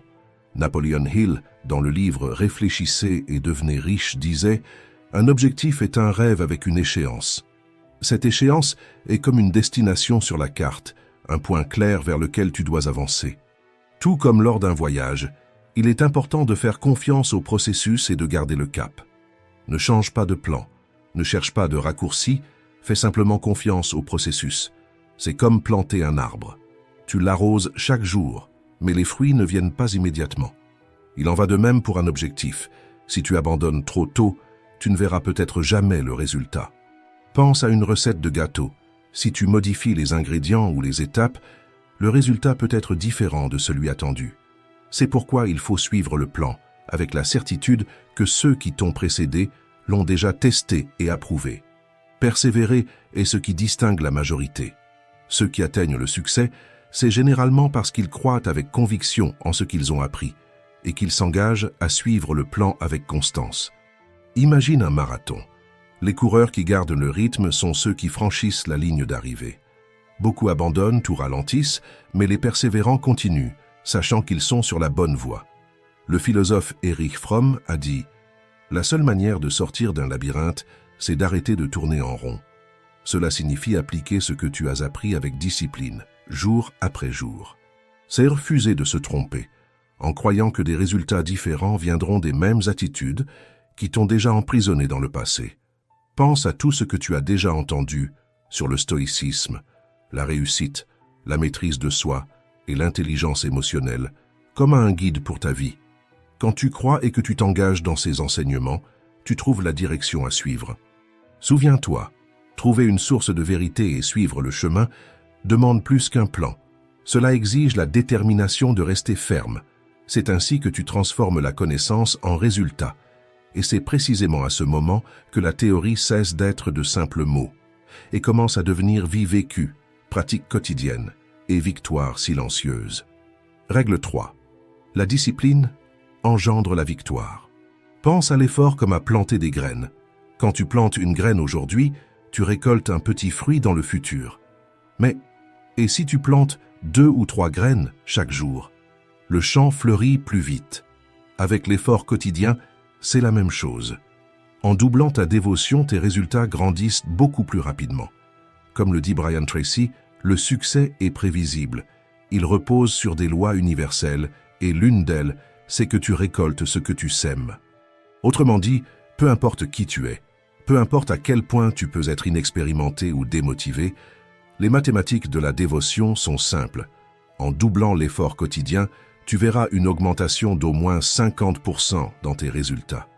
Pense à l'effort comme à un moteur. Avec plus de carburant et de réglage, il avance plus vite et consomme moins. Il en est de même si tu deviens plus stratégique, en utilisant ton temps et ton énergie pour apprendre et appliquer de nouvelles compétences.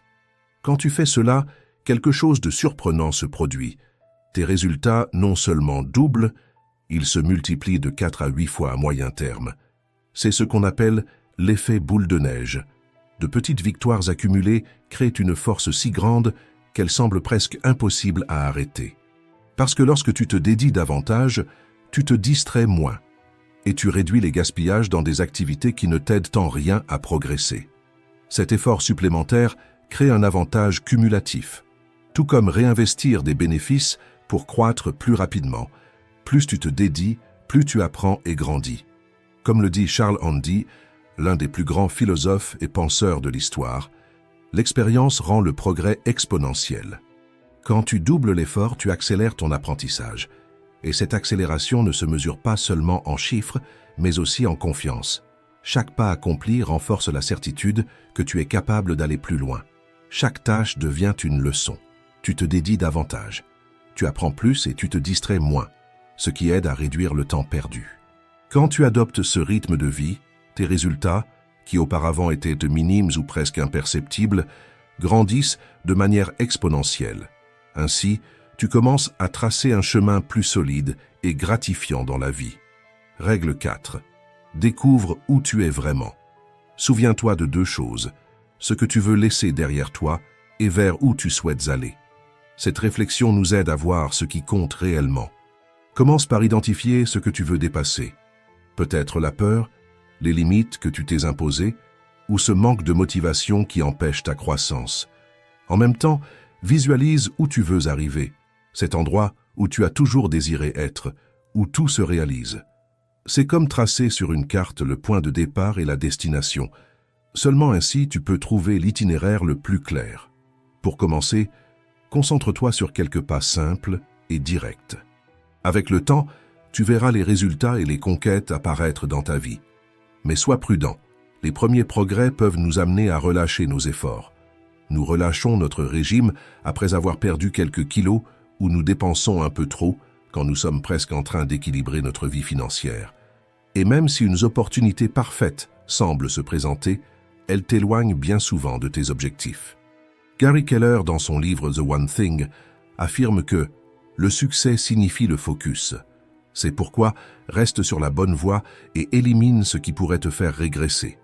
Quand l'envie d'abandonner sera forte, pense au prix d'un arrêt et à l'effort nécessaire pour recommencer. Imagine-toi pédalant en montée puis décidant de t'arrêter. Repartir sera bien plus épuisant. Voilà pourquoi il est essentiel d'avoir une manière claire de t'auto-motiver. La motivation extérieure peut échouer, mais quand tu apprends à allumer ce feu à l'intérieur de toi, rien ni personne ne peut l'éteindre. Demande-toi quel est ton grand objectif, celui qui fait battre ton cœur plus vite. Visualise ta vie quand tu auras atteint cet objectif. Vois l'impact non seulement sur toi, mais aussi sur la vie de ceux que tu aimes. Platon disait, « La meilleure chose que nous puissions faire pour ceux que nous aimons, c'est de devenir meilleurs comme êtres humains, car ce n'est qu'ainsi que nous aurons vraiment quelque chose à leur offrir. » Chaque jour est une chance de construire la vie que tu désires et d'influencer positivement ceux qui t'entourent. Quand nous permettons à la médiocrité de s'installer dans nos vies, nous restons inactifs et nous courons un grand risque de devenir amers en accusant le destin, la vie ou tous ceux qui nous entourent, sauf nous-mêmes. Avec le temps, même ta famille et tes amis pourront commencer à ressentir du ressentiment en voyant que tu abandonnes tes rêves. Dans ce scénario, tu ne perds pas seulement, tu deviens aussi un exemple négatif, laissant à tes enfants l'image de ce qu'il ne faut pas faire dans la vie. Et rien ne pèse davantage sur la conscience que de réaliser que ton omission a inspiré d'autres à se résigner aussi. Maintenant, imagine l'inverse.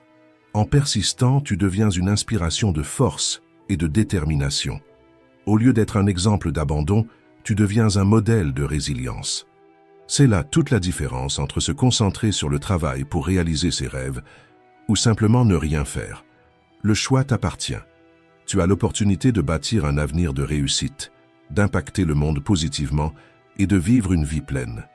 Souviens-toi de ce que tu veux laisser derrière toi et surtout de l'endroit où tu vas. C'est ce chemin-là qui te mènera à devenir tout ce que tu sais pouvoir être. Règle 5. La victoire de demain se décide ce soir. Certaines personnes laissent la journée passer sans planification, tandis que d'autres s'organisent à l'avance et profitent au maximum de chaque moment. Cela fait une grande différence. La différence entre se réveiller perdu et se réveiller en sachant déjà où aller peut déterminer si vous aurez une journée productive ou seulement une journée de plus gaspillée. Celui qui planifie réussit à faire plus en moins de temps, obtient de meilleurs résultats dans sa vie et dans son travail, et renforce en même temps son équilibre émotionnel en réduisant le stress et l'anxiété. Pensez à la semaine dernière. Combien de fois avez-vous organisé votre journée la veille au soir? Peut-être serez-vous surpris de constater que les jours où vous vous êtes préparé, tout a mieux coulé, et les jours où vous ne l'avez pas fait, la confusion a pris le dessus. Quand tout est organisé, agir devient naturel. Comme l'écrit James Clear dans Habitudes atomiques, vous n'atteignez pas le niveau de vos objectifs, vous tombez au niveau de vos systèmes. Pour bien commencer la journée, choisissez une tâche importante et allez-y directement. C'est l'idée de manger la grenouille, popularisée par Brian Tracy, ce qui signifie accomplir d'abord ce qui est le plus difficile. Si vous faites ce qui est difficile en premier, le reste de la journée sera plus léger. C'est comme retirer très tôt une pierre lourde de votre sac à dos. Le poids disparaît et le chemin devient plus facile à parcourir. Une technique simple et efficace est le blocage du temps. Divisez votre journée en blocs et consacrez-les à vos priorités. Commencez chaque matin avec un café et quelques minutes de planification. Lorsque vous plongez dans la tâche la plus importante dès le matin, vous aurez déjà accompli plus avant midi que beaucoup en une journée entière. Et cela génère de la confiance, car le progrès tôt dans la journée crée de l'énergie pour affronter ce qui viendra ensuite. Quand vous maintenez une routine productive, vous créez du temps le soir pour la gratitude et la réflexion. Cela n'augmente pas seulement vos chances de réussite, mais transforme aussi la manière dont vous voyez le monde. Règle 6. Ton histoire ne sera jamais identique à celle d'un autre. Quand tu compares ta vie à celle des autres, c'est comme courir sur un tapis de course. Peu importe l'effort, tu ne bouges pas d'un pas. Cette course ne se termine jamais, car la ligne d'arrivée continue de reculer. Comme l'a dit Theodore Roosevelt, la comparaison est le voleur de la joie. Remarque bien comment cela fonctionne. Il y aura toujours quelqu'un qui semble avoir une longueur d'avance, avec plus de réussite, plus d'argent ou plus de reconnaissance. Mais il y aura aussi ceux qui sont derrière toi. Cette balance est illusoire, parce qu'elle ne montre jamais toute l'histoire, seulement des fragments choisis. Au lieu de rivaliser avec les autres, rappelle-toi que ton seul véritable concurrent, c'est toi. Chaque jour est une occasion d'être meilleur qu'hier. Et c'est le seul progrès qui compte réellement. Et si tu as besoin de l'approbation des autres pour avancer, c'est que tu regardes dans la mauvaise direction. Amis, collègues et même personnes célèbres paraissent importants. Mais chacun affronte ses propres défis et suit son propre chemin. Les victoires que tu observes ont souvent coûté des batailles que tu n'imagines pas. Et les défaites des autres n'apparaissent pas toujours sous les projecteurs. Regarder autour de toi ne fait que détourner ton attention de l'essentiel. Toi. Libère-toi de la comparaison et investis ton énergie en toi-même. Prends soin de toi d'abord. La force que tu construis à l'intérieur, c'est ce qui te permettra d'avancer et d'aider les autres. Vraiment. Règle 7. Adopte la mentalité de l'action maintenant. Avoir un sens de l'urgence et agir rapidement surpasse n'importe quel excès de planification.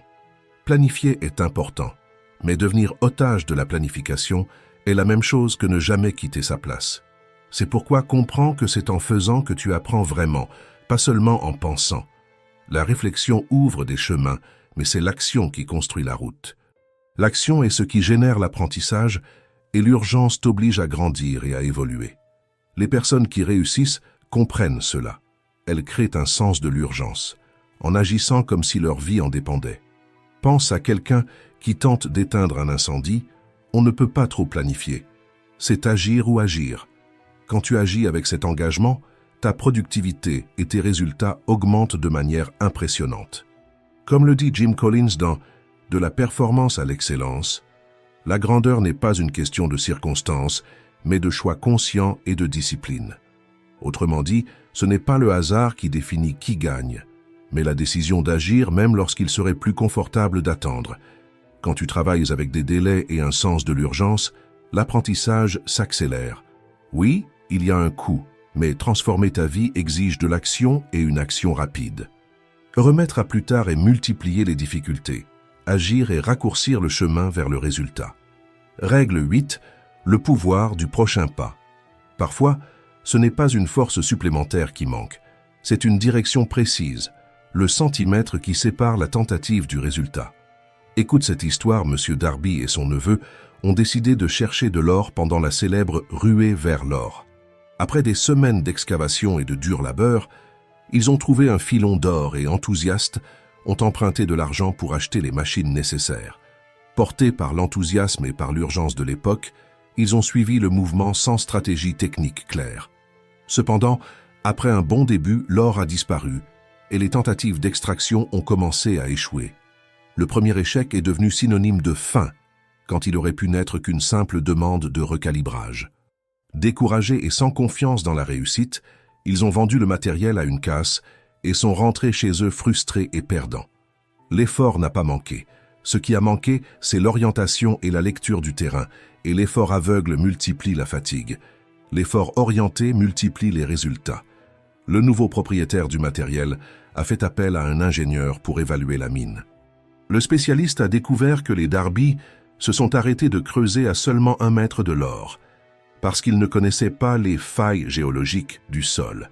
Grâce à cette évaluation, le nouveau propriétaire a réussi à extraire des millions de dollars d'or. La différence entre tout perdre et trouver des millions tenait dans 1 mètre et dans une décision de demander de l'aide. Très souvent, nous commençons à plein régime, mais nous abandonnons quand nous sommes à 1 mètre du succès. Abandonner trop tôt peut devenir une habitude, comme l'a dit William James. La pratique d'interrompre les choses affaiblit la volonté de les achever. Répéter l'abandon crée des circuits mentaux de fuite. Répéter la continuité crée des rails de conclusion. La prochaine fois que tu penseras à abandonner, souviens-toi de cette histoire. Évalue bien si c'est le meilleur choix, ou si tu n'es qu'à 1 mètre de ton or. Règle 9. Coupez les distractions, élargissez votre vision. Vous n'avez pas besoin de distractions qui ne font que prendre votre temps et votre énergie. Les réseaux sociaux et de nombreux canaux médiatiques occupent votre attention sans rien offrir de réellement utile. C'est comme essayer de traverser une route pleine de klaxons et de cris. Vous avancez peut-être, mais jamais en paix, jamais avec concentration. Votre vie peut être bien meilleure sans rester prisonnier de ces habitudes nocives. Vivre avec plus de sens n'est pas faire davantage, mais couper l'excès. Abandonner l'habitude de faire défiler le fil à l'infini et désactiver les notifications qui n'apportent que des préoccupations passagères aide à prendre conscience de tout le temps que vous gaspillez dans des activités qui n'ajoutent rien. Quand vous éliminez le superflu, vous découvrez que vous n'avez pas besoin de 10 chemins, mais d'un seul chemin clair, solide et cohérent. Pensez, combien de temps passez-vous à vous distraire sans rien avoir accompli de productif à la fin de la journée? La plus grande partie de votre temps est aspirée par des stimulations vides, sans but. Ces fragments volés d'attention semblent inoffensifs, mais additionnés, ils deviennent des heures, des jours et même des années, qui auraient pu servir à construire quelque chose de réel. Imaginez ce que vous pourriez réaliser en utilisant ce temps pour apprendre, grandir et bâtir la vie que vous désirez. En laissant les distractions de côté, vous trouverez un espace précieux pour vous concentrer sur ce qui compte vraiment. Libérez-vous et découvrez la puissance de vivre avec intention, car la clarté n'est pas seulement l'absence de bruit, c'est la présence d'un but. Règle 10.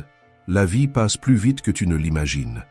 Le plus grand obstacle pour atteindre tes objectifs plus rapidement, c'est de croire que tu as plus de temps que tu n'en as réellement. L'idée que le « plus tard » sera toujours là est un piège de l'esprit pour nous tromper. La vérité, c'est que le temps est limité. Comme l'a dit Earl Nightingale, nous devenons ce à quoi nous pensons la plupart du temps. Et si ce à quoi tu penses est toujours le lendemain, ta vie devient une collection de promesses rompues avec toi-même. Si tu passes ton temps à penser au plus tard, tu restes prisonnier d'un futur qui n'arrive jamais, en cessant d'agir maintenant. Avec le passage des années, tu prends conscience de la valeur du temps.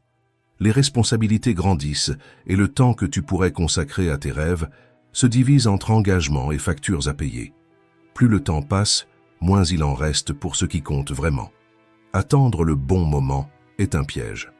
Combien de fois as-tu pensé qu'un jour, quand tu auras plus de temps, tu agiras enfin? La vérité, c'est que tu n'auras jamais plus de temps que maintenant. Chaque jour est une occasion unique pour commencer à écrire ton histoire. Si aujourd'hui tu gaspilles cette chance, demain ne sera pas plus généreux, il sera simplement plus court. La vie n'attend personne. Si cela a fait sens pour toi, écris maintenant dans les commentaires. Ce geste simple est un engagement avec toi-même pour agir avec urgence et construire la vie de tes rêves. Règle 11. Fais confiance au chemin, pas seulement à la destination. Quand tu cesses d'attendre des résultats instantanés, quelque chose d'incroyable se produit. Tu commences à avoir confiance dans le processus pour de vrai. Pense à ta première semaine à la salle de sport. Tu fais des efforts, tu ressens de la fatigue et des douleurs dans ton corps, mais ce corps athlétique n'apparaît pas. C'est frustrant.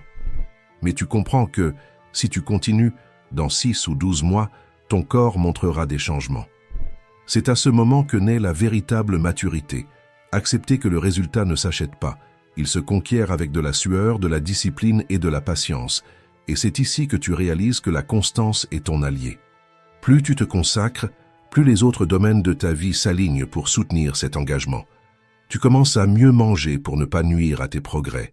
Tu dors davantage pour récupérer et tu sens ton énergie augmenter. Bientôt, aller à la salle devient aussi naturel que de te brosser les dents. Cela fait déjà partie de ta routine, de ta manière de vivre. Avec chaque petit progrès, la motivation grandit. Tu ressens de l'enthousiasme avec cette sensation d'avancer. Comme Jim Rohn l'a dit, le succès n'est pas quelque chose que tu poursuis. C'est quelque chose que tu attires par la personne que tu deviens. Le voyage, peu à peu, te transforme, et ce cycle de progrès constant devient vertueux. Ce principe vaut pour tout dans la vie. Dans ton travail, dans tes relations ou dans tes études, si tu arrêtes d'attendre des résultats immédiats et que tu te concentres sur la croissance quotidienne, tu ne tomberas pas dans le piège d'abandonner, simplement parce que tu n'as pas vu de changement du jour au lendemain. C'est ainsi que tu développes la résilience, en acceptant que chaque effort est comme une graine qui, même enfouie, est en train de pousser en silence. Comme Isaac Newton l'a dit, les choses sont atteintes par un effort constant. Et le père de la physique avait raison, avec un engagement quotidien, tu construis une base solide. C'est pourquoi continue d'avancer, même lorsque les résultats semblent très lointains et éloignés. Fixe-toi un moment dans 6 mois et observe combien tu auras grandi, non seulement physiquement, mais aussi dans tous les domaines qu'aura touché cette mentalité de discipline. Cesse de voir le progrès comme quelque chose d'instantané. Transforme le processus en partie de ta vie et les résultats viendront naturellement comme le reflet de ton effort. Règle 12. Déléguer, c'est transformer l'effort en puissance collective. Beaucoup de gens pensent que le progrès est une ligne droite du point A au point B, mais en réalité, il ressemble davantage à des montagnes russes, pleines de hauts et de bas et de virages inattendus. Et dans ces virages, nous devons comprendre qu'il est impossible de tout faire seul. Parfois, nous voulons serrer le monde entre nos mains et nous avons du mal à lâcher le contrôle. Cela arrive parce que nous confondons responsabilité et poids. Nous croyons que si nous ne faisons pas tout de nos propres mains, le résultat ne sera pas bon. Mais la vérité est à l'opposé. Partager les responsabilités est un signe d'intelligence et non de faiblesse. Même si vous mettez du temps à enseigner quelque chose à quelqu'un, cela vous libère pour vous concentrer sur ce qui compte vraiment. Déléguer, c'est cela. En divisant les tâches, vous gagnez du temps et vous pouvez vous consacrer à ce qui a le plus de valeur. Comme l'a dit Brian Tracy, si vous voulez réussir, vous devez apprendre à déléguer et à faire confiance aux autres. Les personnes qui réussissent comprennent la valeur de la délégation. Elles n'essaient pas de tout faire seules, parce qu'elles savent que d'autres personnes peuvent s'occuper de certaines tâches aussi bien qu'elles, voire mieux. Cela leur permet d'utiliser leur temps pour ce qui importe vraiment. Pensez à un peintre qui, en plus de peindre, doit s'occuper de la promotion, acheter des matériaux, faire des livraisons et nettoyer ses pinceaux. S'il confie ces tâches à une autre personne, il peut se concentrer sur ce qui compte vraiment, créer son art. Comme l'a écrit le philosophe John Locke, ce qui vaut la peine d'être fait, vaut la peine d'être bien fait.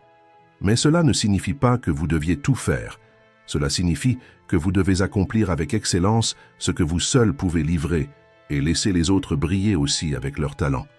Voilà le véritable pouvoir de multiplier les forces. Règle 13. Domine les vagues de la vie. Apprendre à dominer les vagues de la vie est plus sage que d'essayer de nager à contre-courant.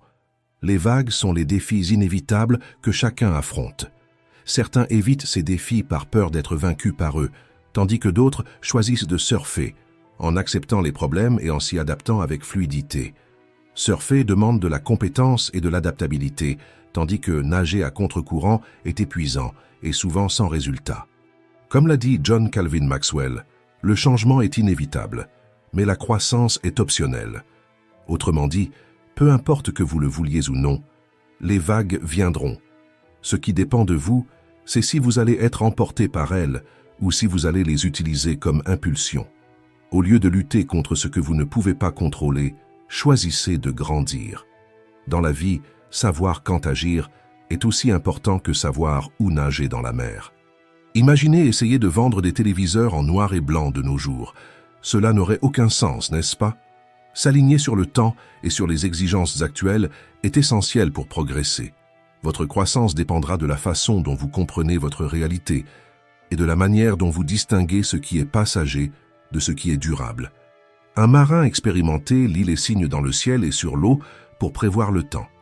Et se positionner avec sagesse, il ne lutte pas contre la nature, il l'utilise à son avantage. Quand le vent souffle, il ajuste ses voiles pour profiter de la force et aller plus loin. Le secret est dans la lecture, percevoir que chaque obstacle apporte des signes cachés, des leçons qui peuvent être exploitées si vous observez attentivement. Comme l'a dit Alan Watts, vous ne devenez pas libre en changeant le monde qui vous entoure, mais en changeant la manière dont vous y réagissez. La liberté naît de la flexibilité, car lorsque vous apprenez à répondre avec intelligence, aucune tempête ne peut vous faire sombrer. Alors, naviguez dans la vie avec sagesse et flexibilité. Essayez de contrôler l'incontrôlable, c'est comme ramer contre une marée forte. Cela consomme votre énergie sans grand résultat. Au lieu de cela, ajustez vos voiles au vent des opportunités quand il souffle. Et quand cela est nécessaire, ramez avec votre propre force. S'adapter, couler avec les changements et persister, même dans des conditions défavorables. Voilà ce qui fera réellement avancer votre progression. Parce que la vie ne demande pas la perfection, elle demande la présence. Et celui qui apprend à surfer sur les vagues transforme même les tempêtes en chemin pour aller plus loin. Si cette vidéo vous a offert un nouvel angle pour avancer, laissez un j'aime, partagez-la et abonnez-vous. Chaque choix d'aujourd'hui trace votre cap de demain. Merci d'avoir regardé.